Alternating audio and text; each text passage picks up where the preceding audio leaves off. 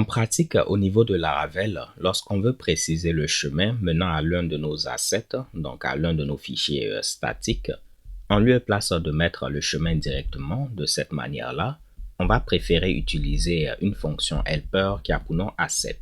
Donc on met asset et puis après on précise le chemin menant à notre fichier statique. Je vais faire la même chose au niveau de home.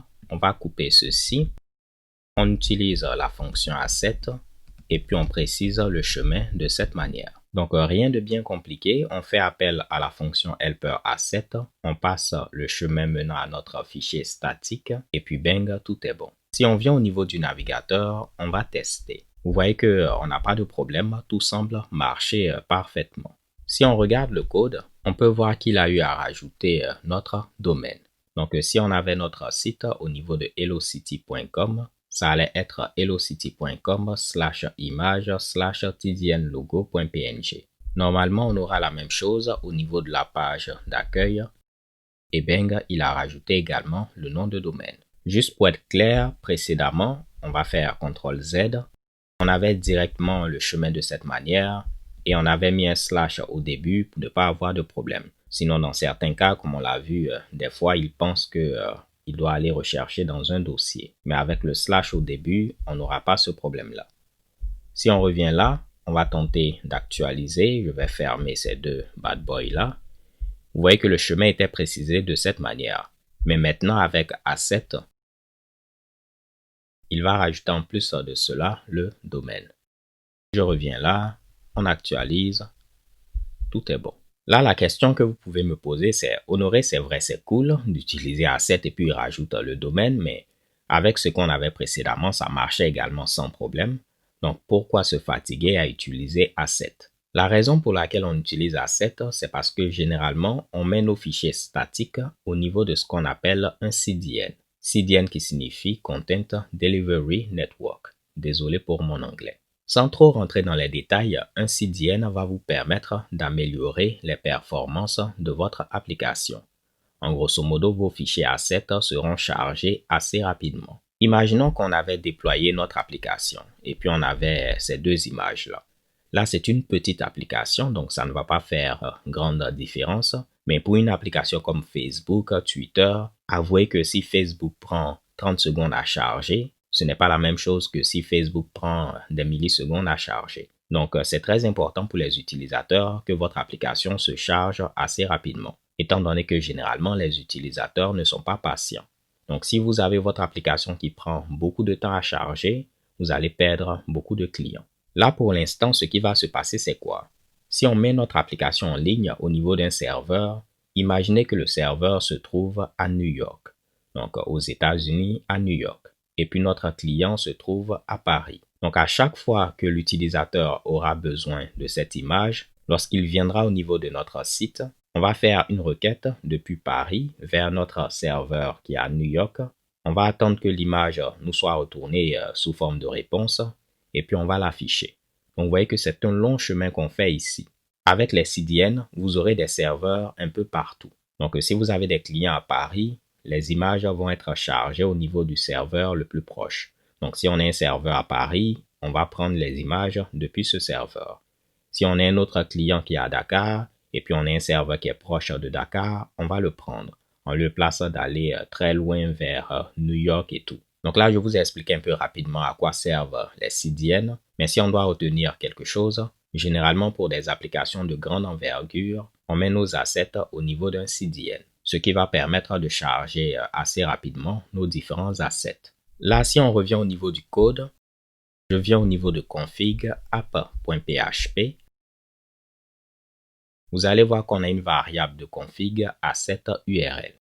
Au niveau de asset URL, la valeur, c'est la valeur de la variable d'environnement asset URL. Si cette variable n'existe pas, par défaut, la valeur va être nulle. Si on vient donc au niveau de env, donc .env, vous allez voir qu'on n'a pas de variable d'environnement asset URL. Ce qui veut dire que pour l'instant, la valeur c'est nul. Et ce qui se passe, c'est quoi? Si la valeur est nulle, il va rajouter le nom de domaine à votre chemin que vous avez précisé. Et c'est pourquoi là, il a rajouté http 127.0.0.1 2.3000. lorsqu'on charge nos assets avec la fonction asset.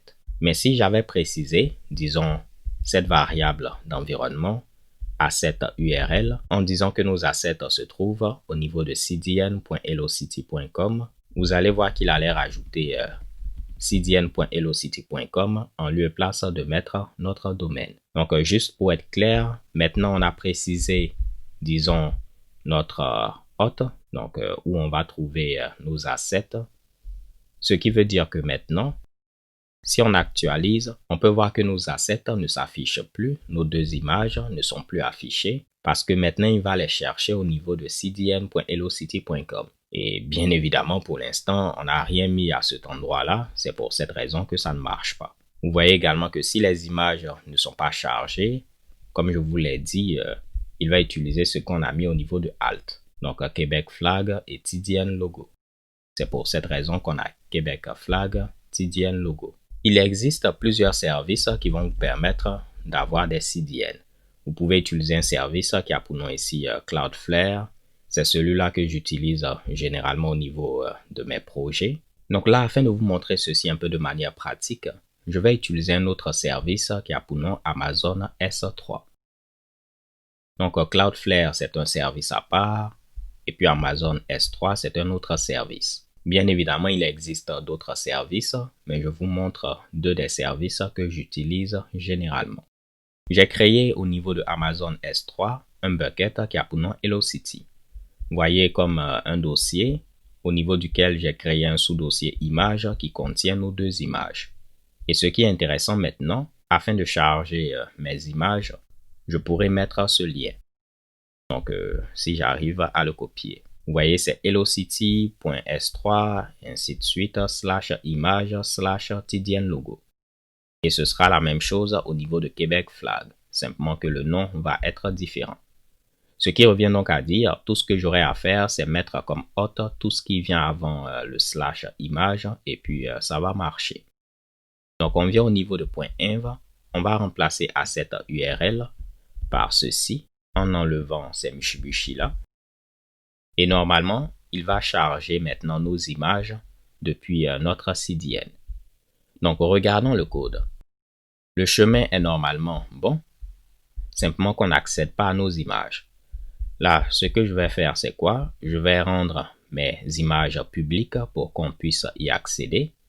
Donc, je reviens au niveau d'ici, je vais le sélectionner, on fait un clic droit, on fait Action. On va choisir Make Public pour le rendre public. Et maintenant, ils pourront être accessibles publiquement, comme on peut le voir. Magnifique. Donc, comme je l'ai dit, ça, c'est vraiment une petite application. Donc, je ne vais pas me fatiguer en pratique à faire tout cela. J'allais garder mes assets directement au niveau de public image.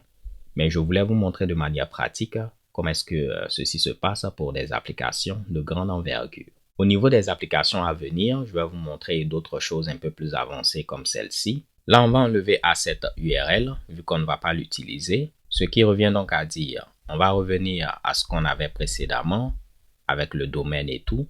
Je vais tout fermer. Et la dernière chose que je veux vous montrer, c'est quoi? Si on vient au niveau de notre template, lorsque vous utilisez asset, vous n'avez pas besoin de mettre le / au début. Donc, on n'a pas besoin de mettre le / au début. Il va le rajouter automatiquement pour nous. Si on regarde le code, vous voyez qu'on a le domaine /image /Québec Flag. Si on vient au niveau d'ici également, ça va marcher de la même manière. Et ceci aurait été pareil si on avait utilisé asset URL. Vous allez voir, on actualise. Ceci marche également sans problème. Là, je vais enlever asset URL. Tout est bon, on est content. On va faire un petit commit, git statut, git add -p. Donc, tout ce qu'on a eu à faire, c'est utiliser la fonction asset. Donc, je vais mettre ici make use of asset function helper to load images. Magnifique.